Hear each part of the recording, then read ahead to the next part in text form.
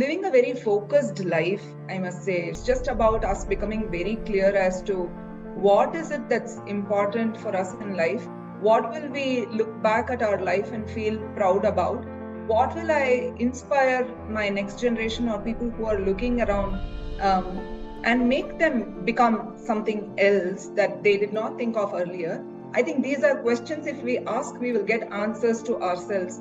And that may lead us to take certain actions that are bold, that are unconventional, and make certain seeming, I mean, you can call them sacrifices, but they may not be sacrifices in the long run.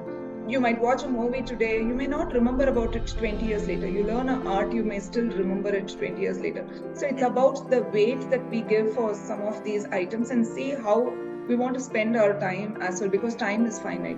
Sometimes life doesn't go according to plans. So what happens when everything goes out of script? I think it's important, at least for me, developing that little bit of detachment. That does not mean to say that, I don't care, or, I've given up, or, it doesn't matter. It of course matters. But if you don't hit bullseye, it's totally okay to come back to the playing, back to the, bench, reset, go back, and not be so attached. Here's the thing about unconditional positive regarded. It's not about agreeing or accepting anything and everything that the other person is or is saying. It's really about telling yourself that what they are saying and doing is true and real for them. Right. So that acceptance that what they are saying and doing is true and real for them somehow helps us to hold that space for that journey to happen. One thing I've learned in life that there is nothing which is constant, right? And you have to be ready to change with what's coming up, along the way. So the easiest way, and the best way I found it articulated is by this gentleman called Timothy Galloway. He's written some very nice books on inner game. So he calls it mobility. So he's saying you may know where to go, you may not know where to go, but what is important is for you to do something.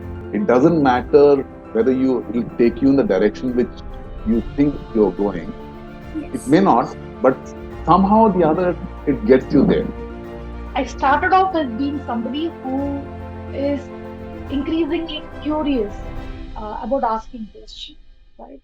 I have trained myself to ask two kinds of questions over a period of time. Which is the why and the how, which is what I think our academic training pushes us to focus on. And I think with life taking me through its nuances, I've had the courage and conviction to also ask the question, which is, well, why not? And how else? So I think these two questions have really opened up so many spheres for me, where I think there is a very natural giving and learning that I have. Often we have the desire, but we wait for the right time, the right opportunity, the right resources. We just wait for many rights and don't act. I think usually it is the fear of failure that holds us back. Now, as children, we were just so full of curiosity and energy. Children are always moving forward, they take the plunge. They're not scared of failing. I think that is something we need to carry forward with us.